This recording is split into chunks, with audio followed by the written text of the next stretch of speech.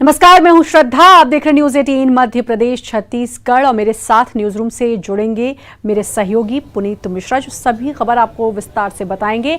लेकिन उससे पहले नजर डालते हैं खबर बजट को लेकर। आम बजट के बाद आज मंगलवार को शिवराज कैबिनेट की अहम बैठक हुई, जिसमें सीएम शिवराज ने मंत्रियों को स्पष्ट निर्देश देते हुए कहा कि केंद्र के बजट से ज्यादा फायदा दिलाने के लिए जुट जाए। इसके साथ ही एमपी में भी पेपरलेस बजट पेश करने पर सहमति बनी। वहीं कैबिनेट में किसानों को ब्याज मुक्त लोन देने का भी निर्णय लिया गया, जिससे राज्य के 24 लाख किसानों को फायदा मिलेगा। इतना ही नहीं, प्रदेश के दुग्ध संघ के किसानों को बकाया राशि भुगतान करने के लिए 14 करोड़ 80 लाख की राशि भी मंजूरी दी गई है। वहीं एमपी सीडीसी में दो विभाग को मर्ज करने का भी फैसला लिया गया। इतना ही नहीं, प्रदेश में कोई स्कूल बंद नहीं करने का भी निर्णय लिया गया।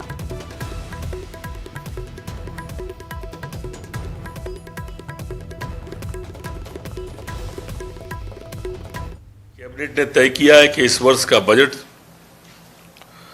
वो ऑनलाइन होगा, पेपरलेस होगा। वित्त मंत्री जी के द्वारा यह टैबलेट पर प्रस्तुत किया जाएगा, जो अपने आप में किसी भी राज्य का पहला बजट होगा। और यह सौभाग्य हमारे मध्य प्रदेश के वित्त मंत्री को प्राप्त होगा। और शरद हमारे साथ, हमारे संवाददाता जुड़ चुके हैं। शरद, कल बजट आया और उसके बाद शिवराज कैबिनेट की बैठक हुई। कई अहम फैसले इस बैठक में किए गए हैं। देखिए, बिल्कुल आज कैबिनेट की बैठक हुई और कैबिनेट की बैठक में वैसे तो महत्वपूर्ण फैसले नीतिगत तौर पर लिए गए हैं, लेकिन एक बात जो और ज़्यादा महत्वपूर्ण रही वो ये कि जब कैबिनेट की बैठक शुरू हुई तो उससे पहले मुख्यमंत्री शिवराज सिंह चौहान ने अपने सभी मंत्रियों को जो बजट कल पेश किया गया है, केंद्रीय बजट, उसके बारे में जानकारी दी और ये बताया कि किस तरीके से ये बजट आत्मनिर्भर भारत का जो सपना है या जो रोड मैप है उसको पूरा करने की दिशा में एक सार्थक कदम साबित होगा। और उसी की ओर आगे बढ़ते हुए जो मध्य प्रदेश का बजट आएगा, क्योंकि मध्य प्रदेश विधानसभा का सत्र भी 22 फरवरी से शुरू हो रहा है और इस बार बजट पेश किया जाएगा। तो बजट के बारे में मुख्यमंत्री ने पहले अपने मंत्रियों को डिटेल जानकारी दी और बताया कि उसके अलग अलग पहलू क्या हैं। एक और फैसला जो कैबिनेट की बैठक में लिया गया वो ये कि जिस तरीके से केंद्रीय बजट पेपरलेस हुआ है, मध्य प्रदेश विधानसभा में भी जो बजट है वो पेपरलेस पेश किया जाएगा।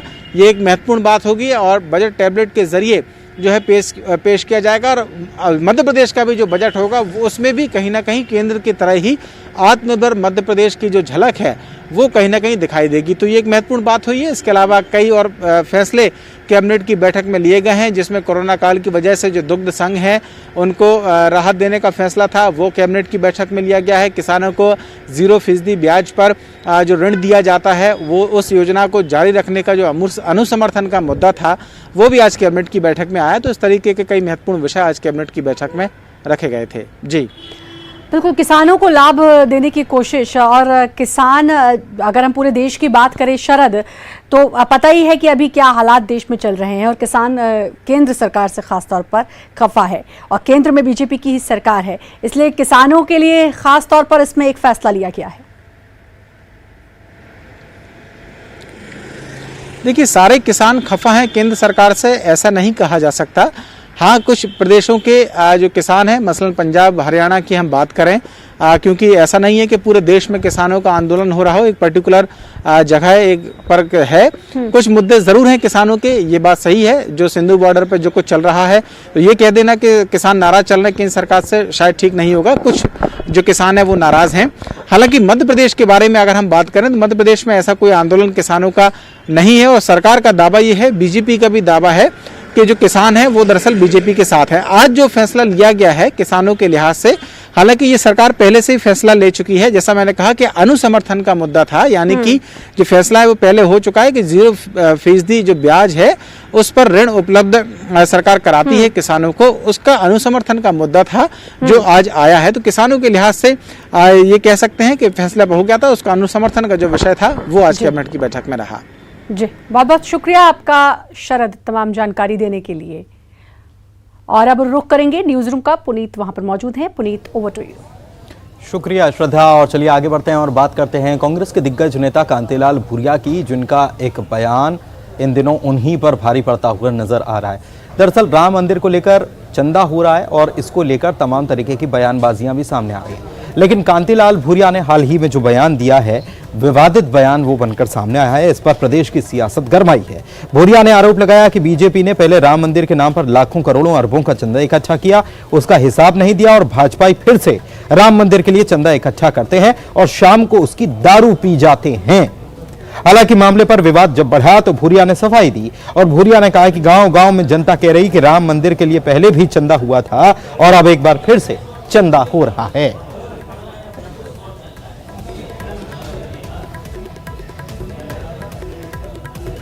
अपना परामाल अपना वो परामाल खाके चंदा करने निकल गए।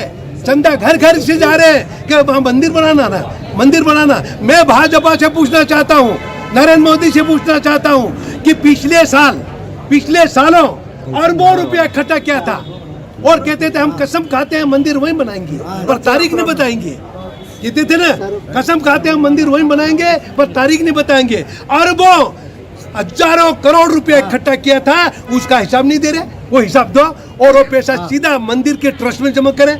हजारों करोड़ वो पैसा कहाँ गया? ये भाजपा दबा के बैठी है। और फिर आप घर घर भाजपा के छूट भये नेता जा रहे हैं, वो मंदिर बनाना पैसा इकट्ठा कर रहे और वो फिर शाम को जाके नदी पे जाके दारू पी रहे। वो भगवान मंदिर के बनाने की बात कर रहे हैं और राम के साथ उसका हो रहा था। राम के लिए पैसा है, देना चाहिए, मंदिर बनना चाहिए। पर हम उसको सारंग जी से पूछना चाहते हैं कि आपके जो आला नेता है उनसे पूछो कि पिछले समय का हजारों करोड़ रुपए इकट्ठा तो कहाँ है, उसका हिसाब देश की जनता को दे। सारंग जी से मेरा अनुरोध है, उनसे पूछे। तो जब भूरिया का बयान आया तो इस पर बवाल मचना तय था। बीजेपी की तरफ से इस पर जवाब मांगा गया। बीजेपी तीखी प्रतिक्रिया दे रही है। क्या कुछ कह रहे हैं बीजेपी के नेता, सुनवाते हैं। ये जो भूरिया जी का बयान है, ये आसुरी प्रवृत्ति का द्योतक है। अब इसमें भूरिया जी की तो कोई ज्यादा गलती मुझे नजर नहीं आती है। एक्चुअल में उनके जो गुरु हैं राजा साहब, तो यत पिंडे तत् ब्रह्मांडे जैसी शिक्षा मिली है वैसा उवाच वो कर रहे हैं। इसमें कोई नया नहीं है। हर हफ्ते कोई ना कोई कांग्रेस के नेता राम मंदिर को विवादास्पद करने की कोशिश करता है और उसी क्रम में आज कांतिलाल भूरिया जी ने शर्मनाक बयान दिया है। ये कांग्रेस के नेता वही हैं जिनकी 15 महीने की सरकार में उनके ही वन मंत्री उमर सिंगार ने ये इल्जाम लगाया था कि ये तथाकथित नेता शराब माफियाओं को संरक्षण दे रहे हैं। आज राम के नाम को बदनाम करने की कोशिश कर रहे हैं। और मैं यहां पर स्पष्ट करना चाहता हूं कि राम मंदिर बनाने के जन जागरण में केवल भारतीय जनता पार्टी नहीं लगी, इस देश का वो करोड़ों हिंदू मानस लगा है जो चाहता है कि अयोध्या में जहां राम का जन्म हुआ है वहां पर श्री राम का भव्य मंदिर बन जाए। ये चंदा वसूली नहीं है। कांतिलाल भूरिया जी की मानसिकता पर मुझे शर्म आती है। देखिए, असल में कांतिलाल जी भूरिया हमारे सीनियर लीडर हैं। वो चूंकि आदिवासी इलाके से आते हैं तो वहाँ पे बीजेपी के कुछ कार्यकर्ताओं का जो व्यवहार उन्होंने देखा होगा पिछले वर्षों में, जब राम शिलाएं लेके बीजेपी के लोग लाल दुपट्टा डाल के गली और मोहल्ले में गांव में निकले थे, 1400 करोड़ ऐसे हल्का सा अनुमान है कि माता बहनों ने अपने कंगन, चूड़ियाँ, मंगलसूत्र सब कुछ उतार के उस ठेले में रामशिला को अर्पित कर दी थी। लगभग 1400 करोड़ रुपये का हिसाब नहीं है, वो कहाँ गया? तो उनके मुंह से उनके क्षेत्र में जो देखा होगा उसके संदर्भ में ये बात निकली। पर वास्तव में बीजेपी को 1400 करोड़ का हिसाब तो देना चाहिए। वो कहाँ गया वो पैसा? क्या उमा भारती एक बार फिर से अपने पुराने तेवर में लौट रही हैं? ये सवाल उनके एक ट्वीट से उठ रहा है जिसमें उमा भारती ने लिखा है, राजमाता अटल आडवाणी मेरे नेता। देखिए रिपोर्ट।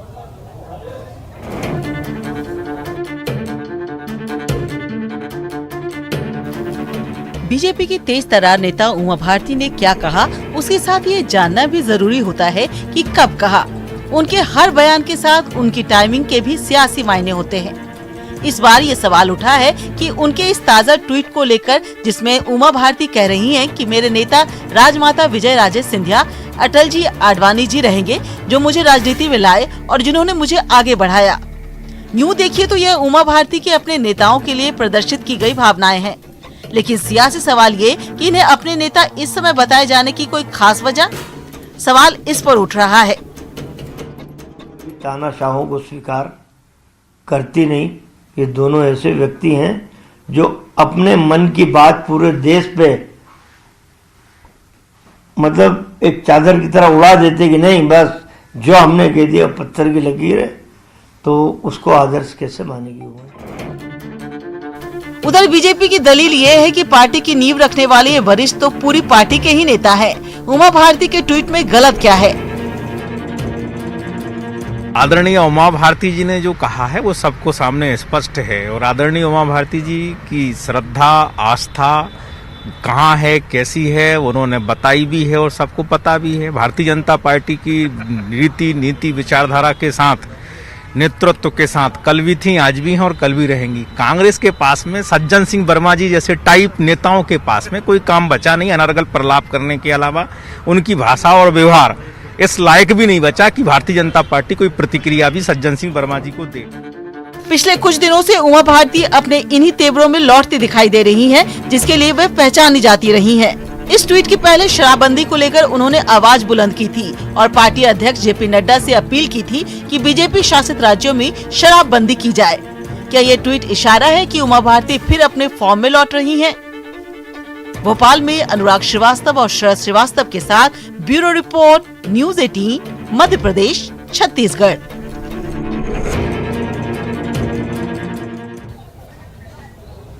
और चलिए आगे बढ़ते हैं और बात करते हैं कृषि मंत्री की। 6 फरवरी को किसान आंदोलन जो होने जा रहा है, इस पर प्रदेश के कृषि मंत्री कमल पटेल की तरफ से प्रतिक्रिया आई और उन्होंने कहा है कि किसानों को और बल्कि सभी को अपनी बात रखने का अधिकार है, हक है, लेकिन हाईवे को जाम करना सही नहीं है और अगर ऐसा हुआ तो कानून अपना काम भी करेगा। उन्होंने कहा है कि किसानों के लिए सरकार की तरफ से हमेशा हितैषी कदम उठाए जा रहे हैं।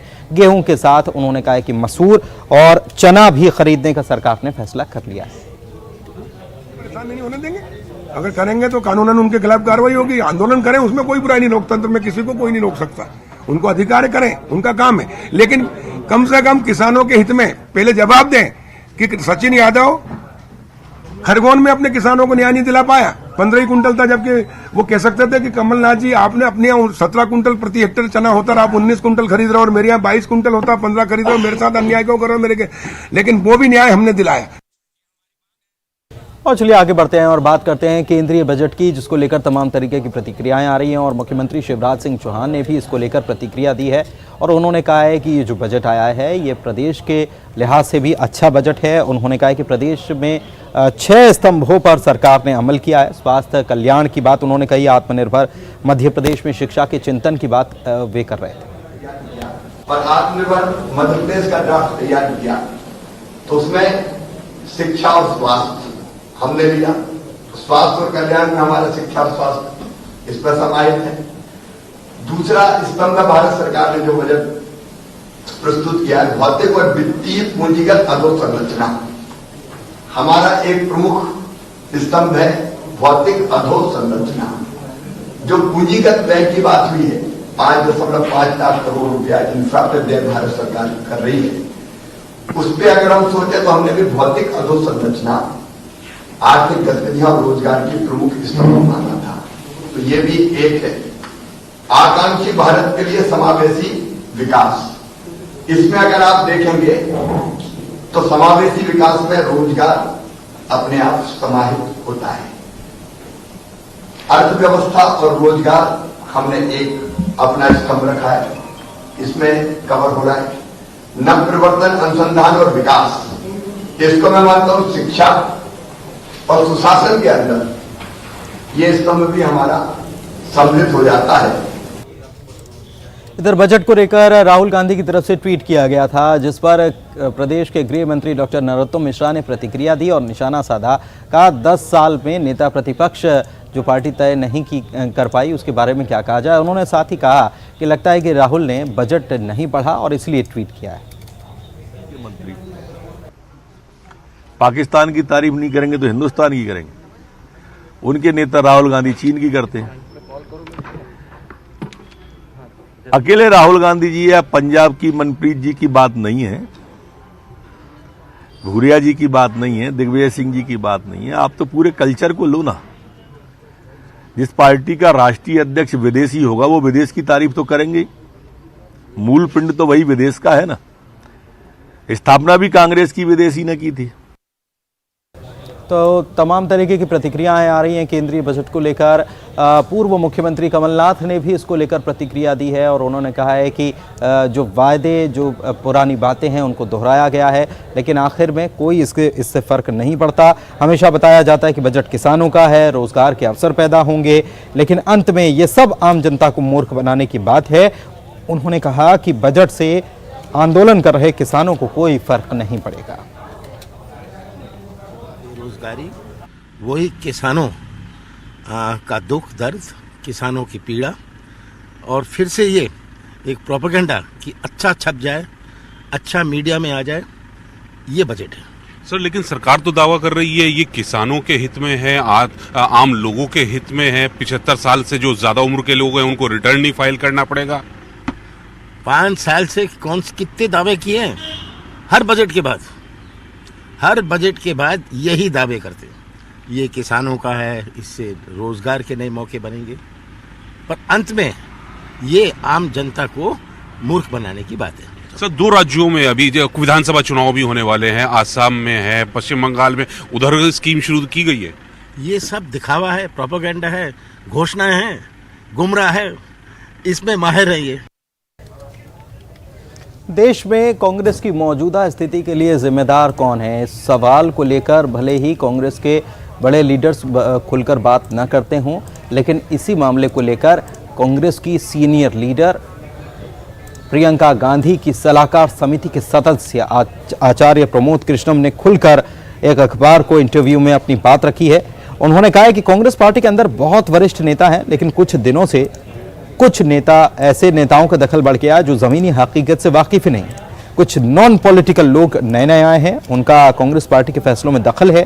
साथ ही उन्होंने कहा कि राहुल गांधी के इस्तीफे के बाद CWC को तत्काल नया अध्यक्ष का चुनाव करना चाहिए था और ऐसा नहीं करने से पार्टी को भारी नुकसान हुआ है। कांग्रेस पार्टी की स्थिति कमजोर होने में पार्टी के वरिष्ठ नेताओं का बहुत बड़ा योगदान है।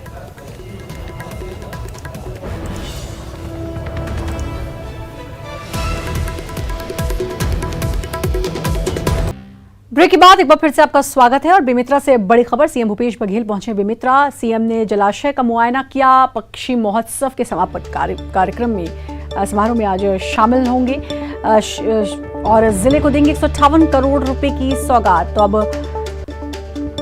बड़ी खबर बेमित्रा से। बेमित्रा पहुंच चुके हैं मुख्यमंत्री भूपेश बघेल। जलाशय का उन्होंने मुआयना भी किया। पक्षी महोत्सव समारोह में शामिल होंगे और जिले को 158 करोड़ की सौगात भी देंगे मुख्यमंत्री भूपेश बघेल।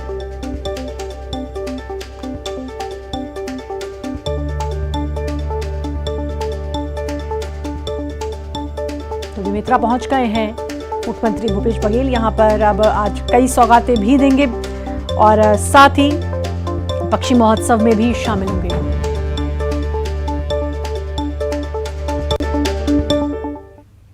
और चलिए रुक करेंगे एक बार फिर से न्यूज रूम का। पुनीत मौजूद हैं। Puneet, over to you. शुक्रिया। श्रद्धा और सतना की बात कर लेते हैं, कार्रवाई की बात कर लेते हैं। अवैध खनन करते हुए लोगों पर सतना में खनिज विभाग की तरफ से शिकंजा कसा गया। 3 हाइवा और एक JCB को जब्त भी कर लिया गया। आपको बताएं कि ये लेटराइट खनिज का अवैध खनन और परिवहन यहां से इन गाड़ियों से किया जा रहा था। खनिज विभाग चारों गाड़ियों को कोटा थाने के हवाले कर चुका है और अब आगे की कार्रवाई की जा रही है।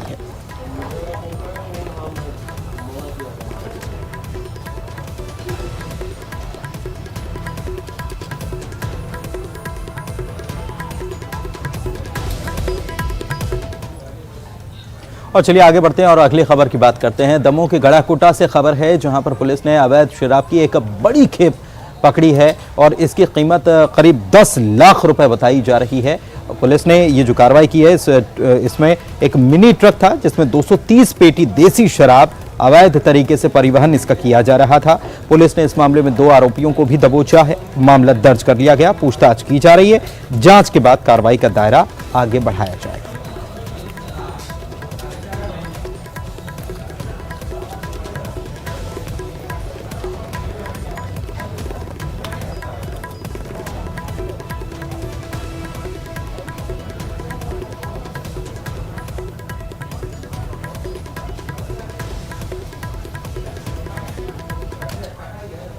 और चलिए आगे बढ़ते हैं और बात मुरैना की करते हैं, जहां पर अवैध हथियार के जखीरों को पकड़ा गया है। पुलिस को ये बड़ी कामयाबी मिली। पुलिस को खबर मिली थी, जिसके बाद पुलिस ने कार्रवाई करते हुए अवैध हथियार के जखीरे को पकड़ते हुए 3 आरोपियों को दबोचा है। इनके पास से 7 देसी कट्टे और एक 12 बोर की राइफल भी बरामद की गई है।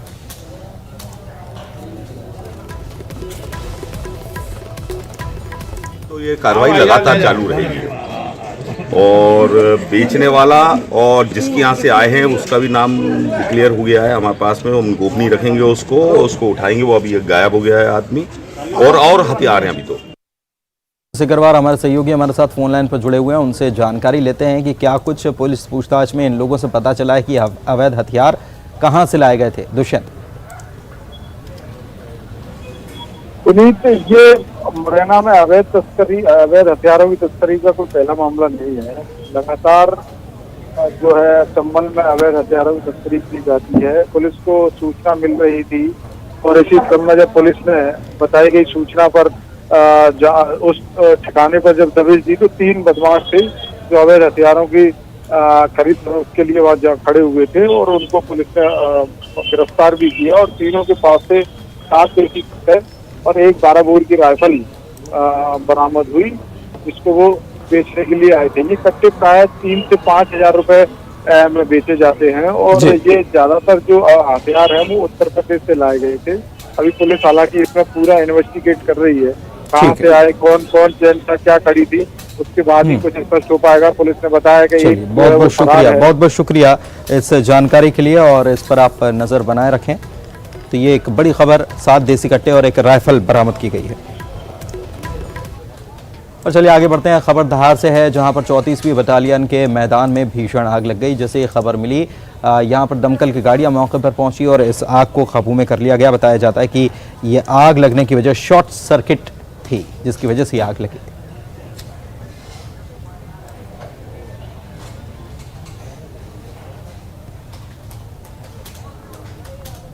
और बात छतरपुर से आई खबर की कर लेते हैं, जहां पर एक चाय की दुकान पर कुछ लोगों ने एक युवक से मारपीट की है और पूरी घटना वहां लगे सीसीटीवी में कैद कर ली गई। तस्वीरों में आप देख सकते हैं कि किस तरह से 4 युवक एक युवक को जमकर पीट रहे हैं। बताया जाता है कि मामूली विवाद में युवक के साथ मारपीट की गई। ये घटना 7 दिन पुरानी है। पुलिस ने मामला दर्ज कर तफ्तीश शुरू कर दी।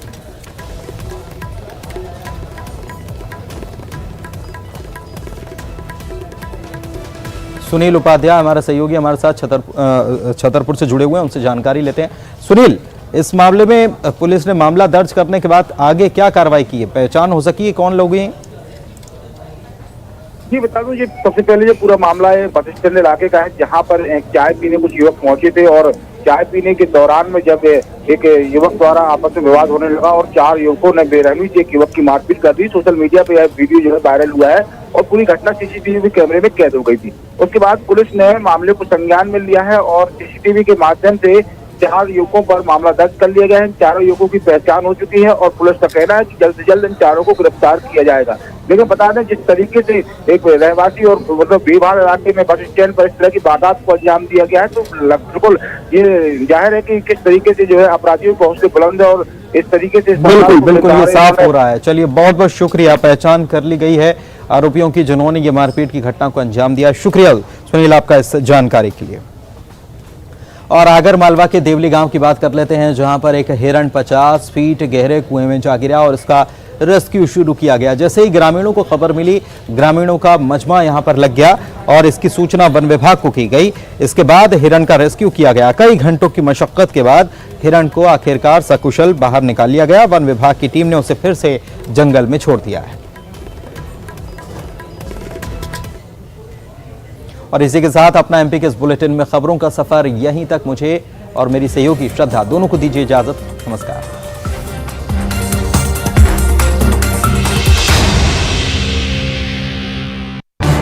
इस न्यूज हेडलाइंस के प्रायोजक पेट सफा आयुर्वेदिक